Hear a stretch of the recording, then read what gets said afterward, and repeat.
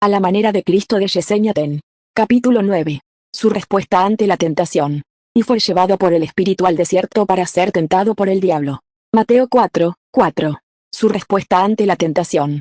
La tentación de Jesús es una parte esencial de su ministerio y en este capítulo la observaremos desde dos perspectivas específicas, que son, la exposición y la aplicación.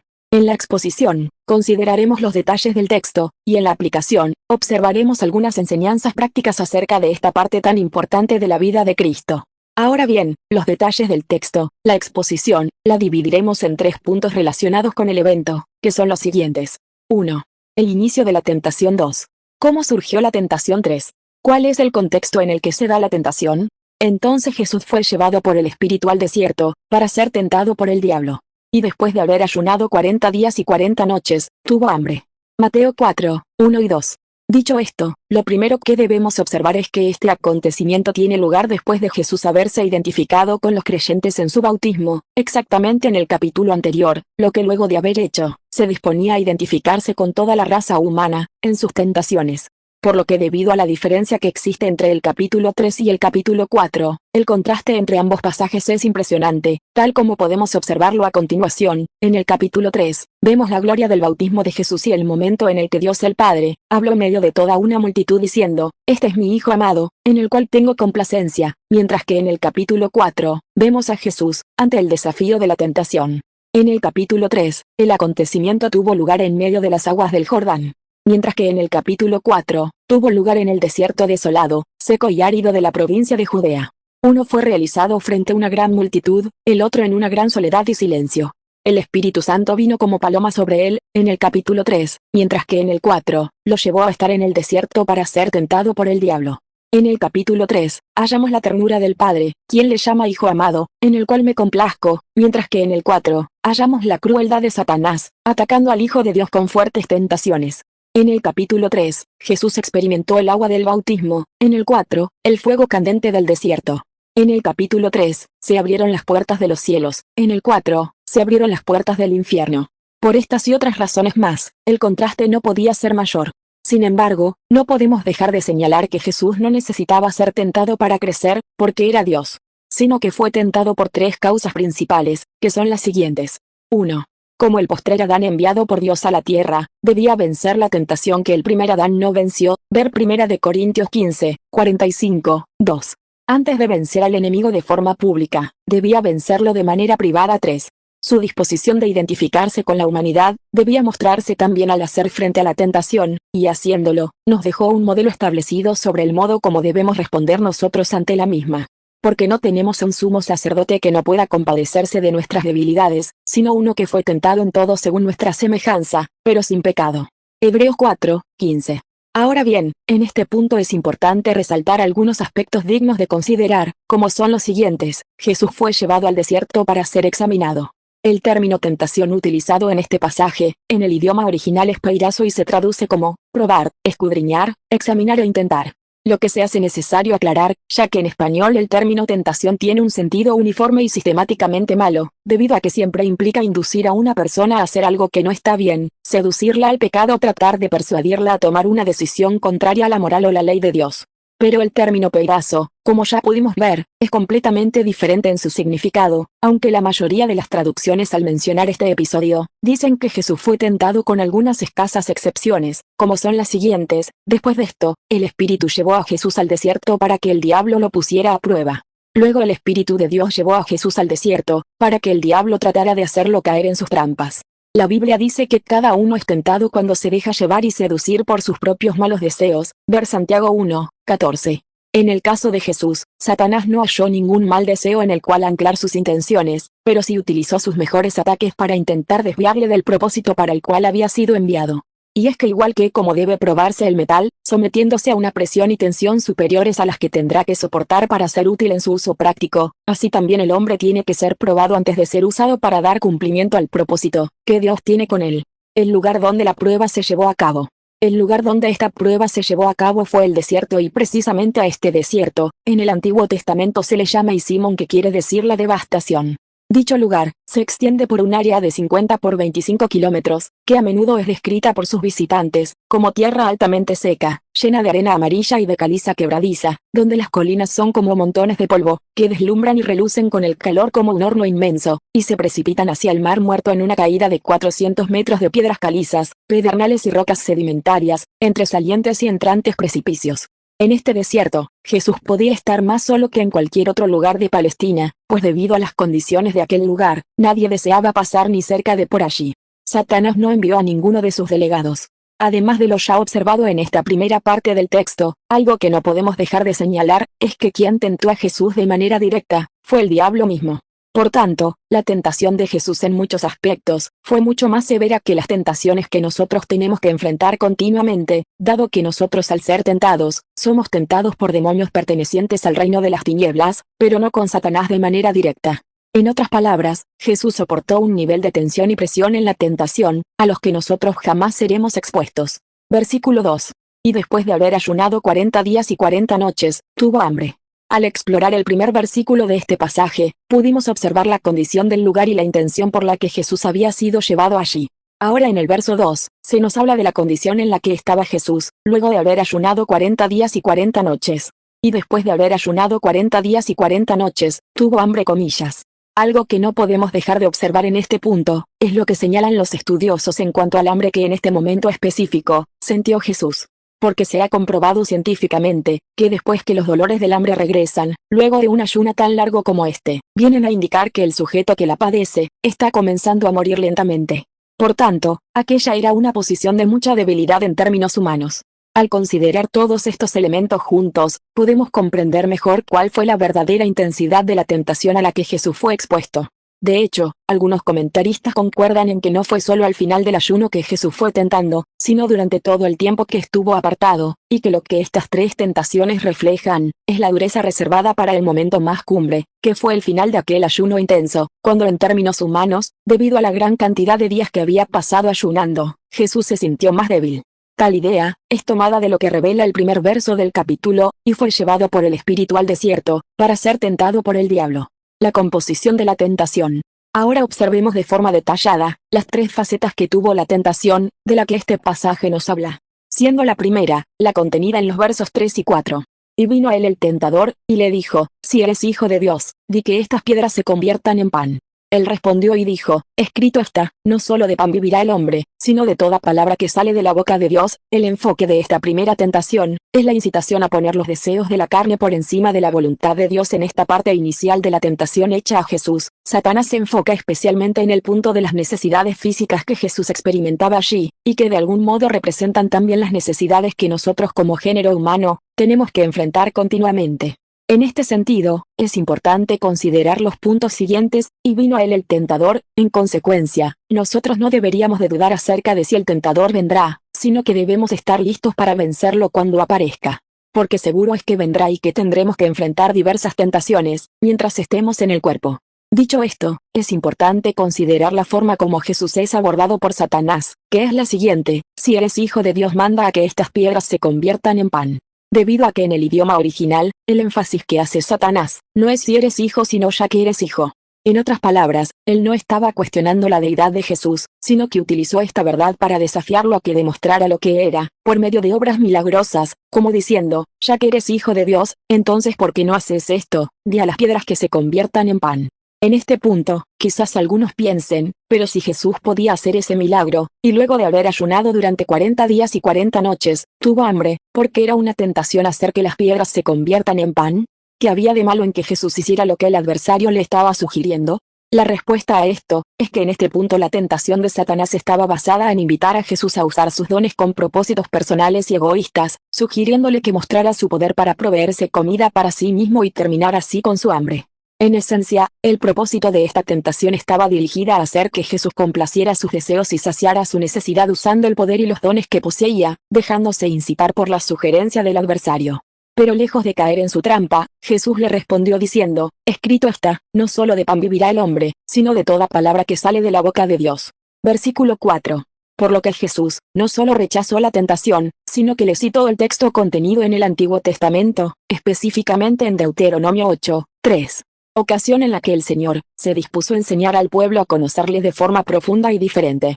Al responder del modo como lo hizo, ante la primera tentación registrada por parte de Satanás, Jesús dejó claramente establecido que su hambre no se trababa meramente de comida, sino de hacer que la voluntad de Dios se cumpliera en su vida.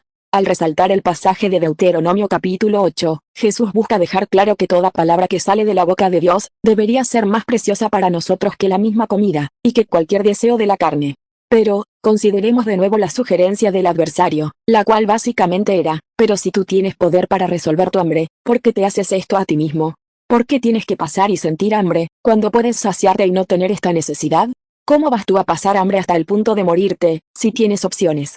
Pero mientras el adversario utilizó como herramienta de ataque su hambre, Jesús lo contraatacó con su deseo y su disposición inquebrantable de querer agradar a Dios. Así que, tal como hemos apreciado, en la primera tentación hecha a Jesús, Satanás apela a los deseos de la carne, y a las necesidades físicas de él como hombre, pero Jesús responde diciendo que la vida es algo superior a eso.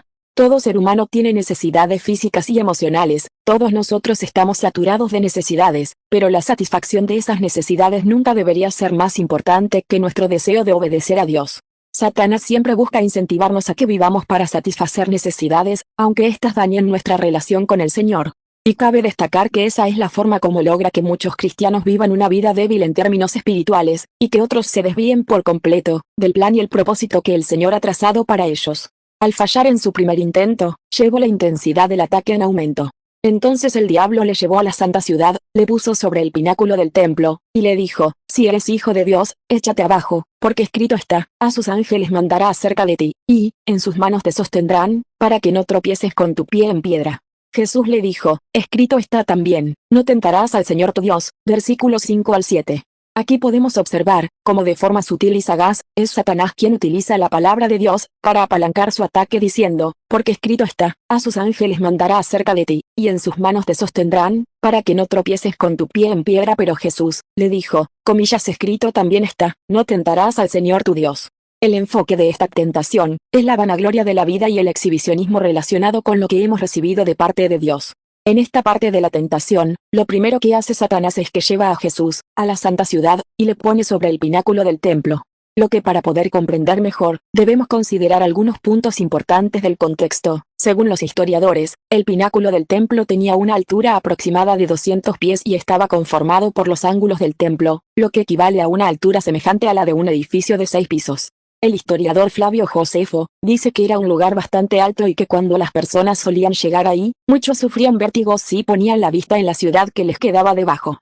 Los que conocen el lugar hoy día, dicen que desde allí se observa una vista espectacular que incluye el Valle del Cedrón y que también puede observarse el Monte de los Olivos. El apóstol Santiago, quien fue el hermano menor de Jesús, murió lanzado de ese mismo lugar por causa de la oposición que tuvo el Evangelio en sus inicios, esto según la mayoría de historiadores bíblicos.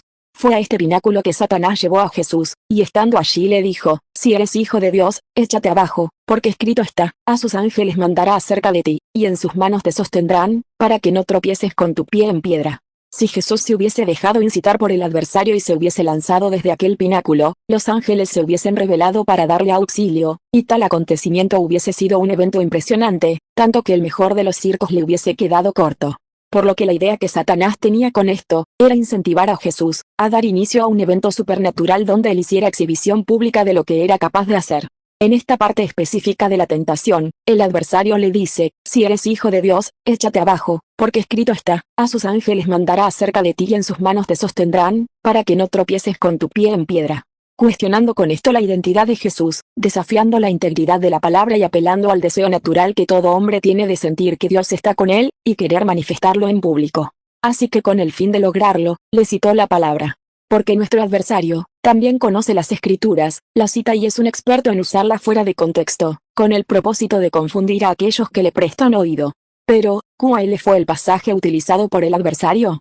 La cita fue el Salmos 91, 11 y 12 donde dice lo siguiente, pues a sus ángeles mandará acerca de ti, que te guarden en todos tus caminos. En las manos te llevarán, para que tu pie no tropiece en piedra. Pasaje que al observar detenidamente, podemos notar que Satanás citó, pero lo sacó de contexto. Porque fue como si le dijera a Jesús, tu Padre te promete que si te tiras por ahí, sus ángeles te van a acompañar, así que tírate porque Dios te va a guardar y será un evento interesante, en el que quedará confirmado que tú eres el Mesías, que había sido anunciado. Con relación a esto, el reconocido predicador Charles Spurgeon, dijo en una ocasión, Satanás tomó prestada el arma de nuestro Señor, al decir, escrito está, pero no la utilizó de forma legal, porque no estaba en su naturaleza falsa citar el texto sagrado, en su plena integridad, sino que dejó de mencionar palabras claves innecesarias, para que lo que dijo verdaderamente aplicara a lo que Dios había prometido. Pero, ¿por qué decimos que Satanás usó el texto de forma falsa e incorrecta? Porque excluyó el fragmento que dice, que te guarden en todos tus caminos, comillas, por lo que, tentar a Dios de esta forma, no aplica al modo como se establece el texto en cuanto a esta determinada promesa.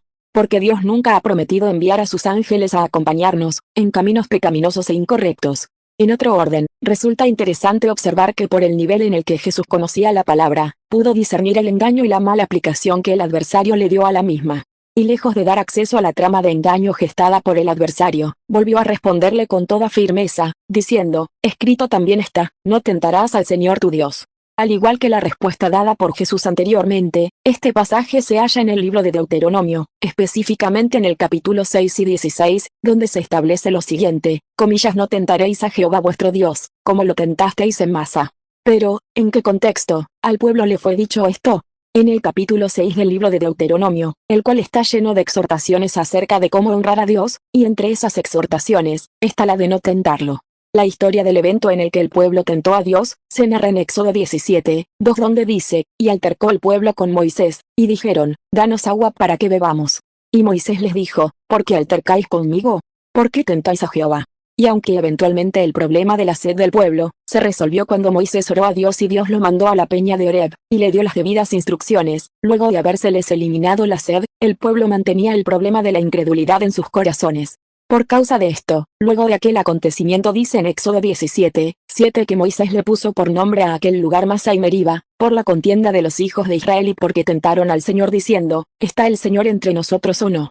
Por lo que este suceso, fue registrado en Éxodo 17, refrescado en las exhortaciones de Deuteronomio capítulo 6, y vuelto a traer a colación por Jesús, en el libro de Mateo capítulo 4, en el momento que estaba siendo tentado.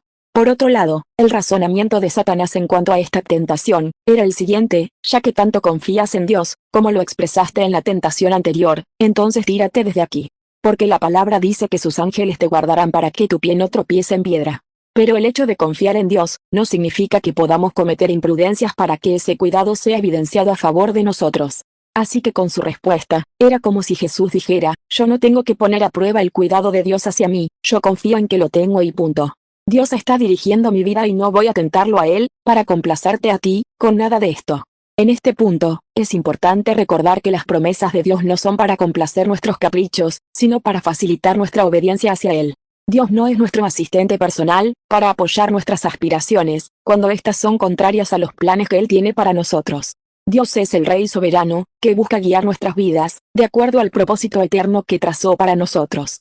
Por tanto, la primera tentación estaba dirigida a incitar a Jesús a satisfacer sus deseos, aunque no fuera conforme a la voluntad de Dios. La segunda tentación estaba dirigida al orgullo de la vida, incentivándolo a mostrar lo que Dios era capaz de hacer por él. Ahora observemos en lo que estuvo basada la tercera tentación. Otra vez le llevó el diablo a un monte muy alto, y le mostró todos los reinos del mundo y la gloria de ellos, y le dijo, todo esto te daré, si postrado me adorares. Entonces, Jesús le dijo, vete, Satanás, porque escrito está, al Señor tu Dios adorarás, y a Él solo servirás. Mateo 4, 8 al 10. Lo primero que en este punto sale a relucir, es que Satanás llevó a Jesús a un monte muy alto y le mostró todos los reinos de la tierra. La palabra clave aquí es, le mostró, debido a que la intención que el adversario tenía, era la de deslumbrar a Jesús, con los reinos que le estaba mostrando. De hecho, es posible que para que el efecto de este ataque fuera aún mayor, Satanás haya hecho que tales reinos se vieran mucho más atractivos de lo que realmente son, puesto que estaba apelando a la seducción por medio de la vista. Entonces, le dijo, todo esto te daré si postrado me adorares. Esta parte de la tentación, invitaba a Jesús a tomar un atajo de la cruz, lo cual constituía la mayor de las tentaciones, ya que lo que el adversario le estaba proponiendo era ciertamente algo muy atractivo. La oferta básicamente era, te ofrezco los reinos, sin tener que soportar la cruz, te doy todas esas cosas sin que tengas que sufrir mientras las conquistas. A cambio de todo esto, lo único que pedía era adoración, y adoración era lo que precisamente él había perseguido desde el principio, tal como lo dice Isaías 14, 13 al 15. Comillas, como caíste del cielo, oh lucero, hijo de la mañana. Cortado fuiste por tierra, tú que debilitabas a las naciones. Tú que decías en tu corazón, subiré al cielo, en lo alto, junto a las estrellas de Dios, levantaré mi trono, y en el monte del testimonio me sentaré, a los lados del norte, sobre las alturas de las nubes subiré, y seré semejante al Altísimo. Mas tú derribado eres hasta el Seol, a los lados del abismo. Satanás siempre ha buscado ser adorado, de hecho, tiene grandes habilidades para mostrar los supuestos beneficios que ofrece, y ocultar el alto costo que estos representan para quienes caen en sus trampas. Ahora bien, para poder comprender mejor lo implícito en esta tentación, es necesario recordar que Jesús vino no solo a dar su vida en rescate por nosotros, sino a restaurar todas las cosas que por causa del pecado fueron afectadas, incluyendo esos reinos que Satanás tenía en sus garras. Y es comprendiendo esto que el adversario, en otras palabras, le dice, te lo haré fácil, pero al respecto, Jesús responde, comillas, vete, Satanás, porque escrito está, al Señor tu Dios adorarás, y a Él solo servirás, versículo 10, pero, ¿qué parte de las Escrituras estaba citando Jesús en esta ocasión?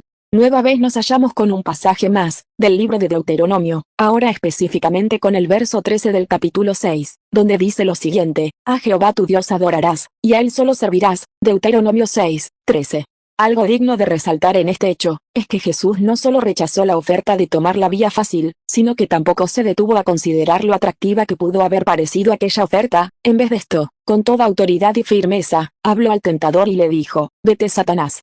El diablo entonces le dejó, y aquí vinieron ángeles y le servían. Mateo 4, 11.